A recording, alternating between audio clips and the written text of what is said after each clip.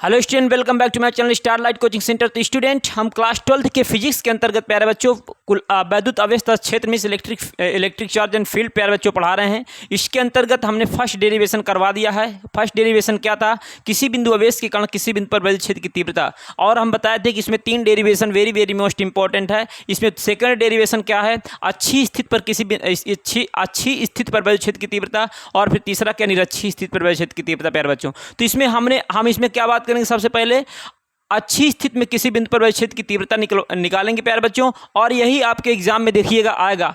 100/100% कह रहा हूं प्यारे बच्चों, यही आएगा। क्योंकि 2023 और 24 के सत्र में प्यारे बच्चों निरक्षीक आया था।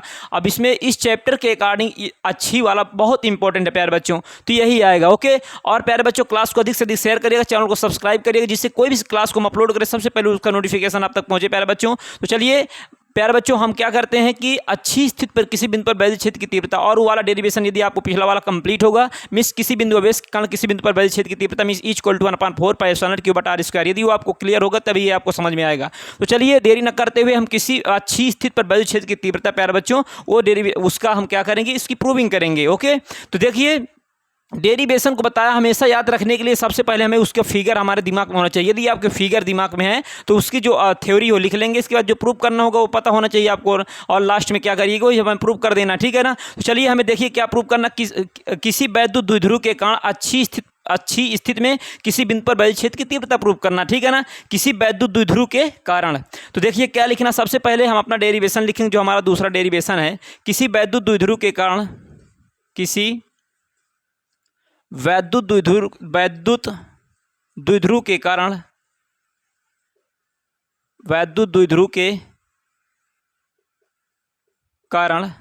किसी वैद्युत द्विध्रुव के कारण अच्छी स्थिति में किसी वैद्युत द्विध्रुव के कारण अच्छी स्थिति में वैद्युत क्षेत्र की तीव्रता का व्यंजक, वैद्युत क्षेत्र की तीव्रता का व्यंजक। हमें क्या करना? प्रूव करना है।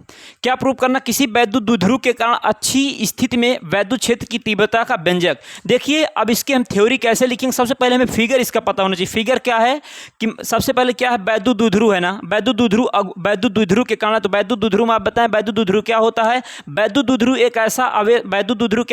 एक ऐसा निकाय होता है जिसमें दो बराबर तथा विपरीत प्रकार के बिंदु आवेश कुछ अल्प दूरी पर रखे होते हैं, तो वैद्युत द्विध्रुव कहते हैं। या समान, जब कहने का तात्पर्य जब समान परिमाण के दो आवेश और प्रकृति में क्या हो? विपरीत हो, एक दूसरे से अल्प दूरी पर रखे होते हैं, और उससे जो संरचना बनती है उसे क्या कहते हैं? वैद्युत द्विध्रुव कहते हैं। किसी भी तरह डिफिनीशन को डिफाइन कर सकते हैं। यदि आपको डिफिनीशन नहीं क्लियर है तो आप जाइए पिछली क्लास में, मतलब कहने का तात्पर्य वो पिछली वीडियो में हम प्यारे बच्चों अच्छी तरह से वैद्युत द्विध्रुव अघूर्ण सब जो इतनी डिफिनीशन थी सब बता दिए हैं। देख लीजिएगा, क्लास क्लियर हो जाएगी। ठीक है ना? तो चलिए क्या करना है? अच्छी स्थिति वैद्युत क्षेत्र की तीव्रता निकालना है। तो सबसे पहले वैद्युत द्विध्रुव बनाएंगे। तो वैद्युत द्विध्रुव क्या होता है? देखिए ये हमारा क्या है? वैद्युत द्विध्रुव है।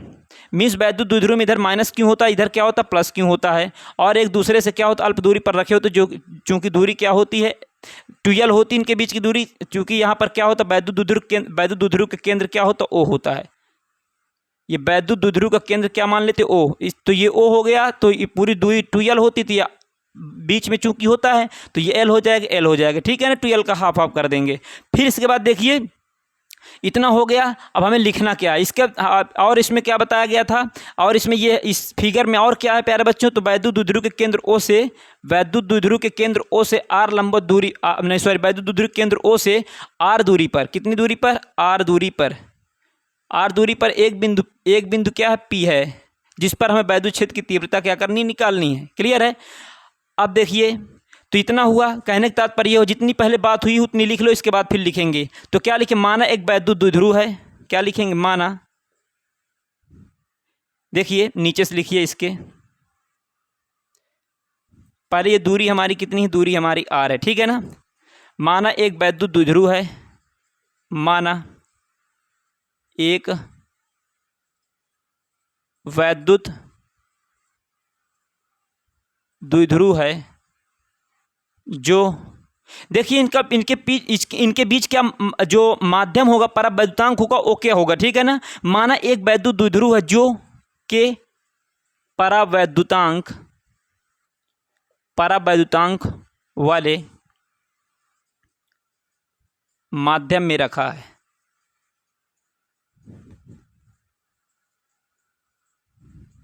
माना एक वैद्युत द्विध्रुव है जो के परावैद्युतांक वाले माध्यम में रखा तथा वैद्युत द्विध्रुव के तथा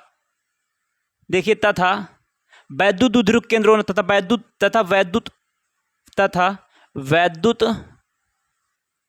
द्विध्रुव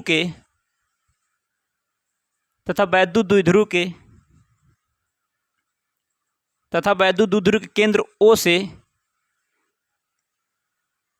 R दूरी पर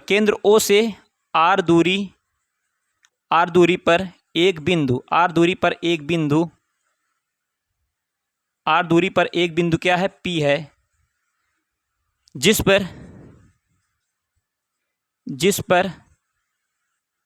पर हमें वैद्युत क्षेत्र की तीव्रता ज्ञात करनी है, वैद्युत क्षेत्र की तीव्रता ज्ञात करनी है।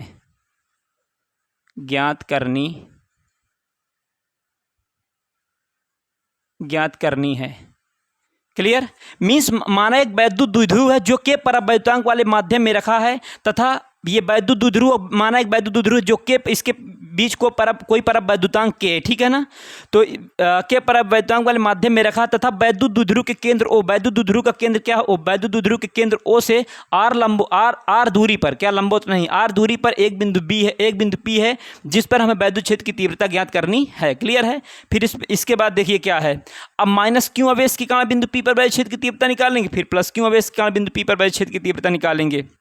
ओके, देखिए क्या करेंगे, अब लिखेंगे क्या, माइनस क्यू किसी बिंदु, अब यहाँ पर हमें निकालना है तो इसके माइनस क्यू आवेश के कारण इसके बिंदु पर इस बिंदु पर वैद्युत क्षेत्र की तीव्रता निकालेंगे, फिर प्लस क्यू आवेश के कारण निकालेंगे, फिर परिणामी तीव्रता निकालने के बाद क्या करेंगे, हल कर लेंगे, हमारा आंसर आ जाएगा। ठीक है ना। तो क्या लिखेंगे, माइनस क्यू आवेश के कारण बिंदु P पर वैद्युत क्षेत्र की तीव्रता ये निकालना है। ठीक है ना। तो अभी समझिएगा क्या लिखना है, माइनस क्यू आवेश के कारण बिंदु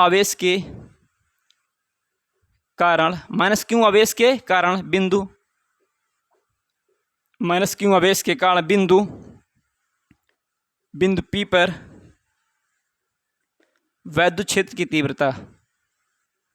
वैद्युत क्षेत्र की देखिए यहाँ पर कहने के तात्पर्य माइनस क्यू आवेश के कारण, किसके आवेश के कारण, माइनस क्यू आवेश के कारण बिंदु P पर वैद्युत क्षेत्र की तीव्रता। तो आपको बताया था किसी भी ये बिंदु आवेश है, किसी बिंदु आवेश के कारण, ये बिंदु आवेश इस बिंदु आवेश के कारण इस बिंदु पर वैद्युत क्षेत्र की तीव्रता निकालना है ना। तो ये डेरिवेशन पीछे कराए ना, किसी बिंदु आवेश के कारण किसी बिंदु पर वैद्युत क्षेत्र की तीव्रता जो होती है equal to 1/4 pi epsilon naught Q बटा क्या होती है, R स्क्वायर होती है ना। तो R स्क्वायर होती है, तो यहाँ पर R स्क्वायर क्या होगा, R देखिए इसके लिए R क्या होगा, ये हमारा यहाँ से कहाँ से, ये बिंदु यहाँ से लगा करके यहाँ तक दूरी R है, हमें यहाँ से निकालना है। तो इसके बीच की दूरी कितनी L है, तो ये पूरी टोटल यहाँ से यहाँ तक की दूरी क्या हो जाएगी, और प्लस L हो जाएगी ना। तो माइनस क्यू आवेश के कारण बिंदु P पर वैद्युत क्षेत्र की तीव्रता क्या होगी, तो किसी बिंदु, तो लिखेंगे E1 हमारी, तो पहले हमारी कहने का तात्पर्य E1 क्यों लिख दिए, मीन्स माइनस क्यू आवेश के कारण भी निकालेंगे वैद्युत क्षेत्र की तीव्रता और प्लस क्यू आवेश के कारण भी निकालेंगे वैद्युत क्षेत्र की तीव्रता। इस प्रकार से दो है ना, तो एक को हम E1 मान लेंगे, कोई E2 मान लेंगे। ओके, तो देखिए पहले तो होता क्या है, E1 इक्वल टू 1 के परावैद्युतांक वाले माध्यम है ना, तो 1/4 पाई के एप्सिलॉन नॉट कर लीजिए। ठीक है, के लगाए चूंकि यहाँ पर माध्यम में रख दी इसलिए यहाँ पर के रख रहे हैं। ठीक है ना। तो क्यों, अब यहाँ पर माइनस क्यों नहीं रखेंगे, चूंकि आवेश क्या होते परिमाण में समान लेकिन प्रकृति सिर्फ विपरीत है, ये चीज़ दिखा रहा था। ओके, तो क्यों अपान क्या हो जाएगा, R स्क्वायर। अब R स्क्वायर, उसमें R स्क्वायर तो हमारा था ही, केवल R था, हम R स्क्वायर रख दिए, इसमें R कितना होगा, तो R देखिए क्या होगा, यहाँ तक ये इतना L है और ये पूरा R है, तो R प्लस L का स्क्वायर हो जाएगा। ठीक है ना। तो R प्लस L का स्क्वायर हो जाएगा, ये हमारा इक्वेशन नंबर 1 हो जाएगा। माइनस क्यू आवेश के कारण किसी बिंदु पर वैद्युत क्षेत्र की तीव्रता जो होती है E1 इक्वल टू 1/4 पाई के एप्सिलॉन नॉट इनटू क्यू बटा के R स्क्वायर कितनी, इतनी L है और ये पूरी कितनी है, R है, तो R प्लस L का स्क्वायर होल स्क्वायर हो जाएगा। क्लियर है। तो इक्वेशन नंबर 1 हो गया। फिर लिखेंगे प्लस क्यू आवेश के कारण, प्लस क्यू आवेश के कारण प्लस क्यू आवेश के कारण बिंदु बिंदु P पर वैद्युत क्षेत्र की तीव्रता, वैद्युत क्षेत्र की तीव्रता, ठीक है ना। प्लस क्यू आवेश के कारण निकालना तो क्या हो जाएगा, E2 हो जाएगा। तो E2 इक्वल टू क्या 1/4 पाई के एप्सिलॉन नॉट इंटू क्यू बटा क्या हो जाएगा। अब देखिए आर यहाँ पर क्या होगा, यहाँ से निकाल रहे हैं ना, तो यहाँ से पूरी दूरी इतनी क्या है समझिएगा, ये यहाँ से पूरी दूरी कितनी है आर है, ठीक है ना। यहाँ से यहाँ तक की दूरी क्या है आर है, और यहाँ तक की दूरी मान लीजिए एल है। क्लियर है। तो हमें यहाँ से यहाँ तक की दूरी निकालना, ठीक है ना, प्लस क्यू से। कहाँ से है, प्लस क्यू से। मीन्स कहने का तात्पर्य हुआ ऐसे नहीं है, देखिए समझिएगा। मीन्स ये हमारा एक वैद्युत द्विध्रुव हो गया, मान लीजिए। कहने का तात्पर्य हुआ ये हमारा क्या वैद्युत द्विध्रुव है, ओके। और यहाँ से यहाँ तक की पूरी, यहाँ से लगा करके यहाँ तक की दूरी आर है, और ये यल है और ये यल है, ठीक है ना। तो हमें ये भी पूरी इतनी यहाँ से यहाँ तक कितनी है यल है, ठीक है ना, और यहाँ से पूरी कितनी है आर है। अब हमें यहाँ से यहाँ तक दूरी चाहिए, तो हम क्या करेंगे, पूरे में से इतनी घटा देंगे ना, तो आर माइनस यल हो जाएगा, ओके। तो क्या हो जाएगा, आर माइनस यल का क्या हो जाएगा, होल स्क्वायर हो जाएगा। क्लियर है। तो आर स्क्वायर हमारा ये हो, तो समीकरण हमारा 2 हो जाएगा। इस प्रकार से माइनस क्यू आवेश के कारण बिंदु P पर वैद्युत क्षेत्र की तीव्रता ये आ गई, और प्लस क्यू आवेश के कारण बिंदु P पर वैद्युत क्षेत्र की तीव्रता ये आ गई, ओके। अब हम निकालेंगे क्या, परिणामी तीव्रता।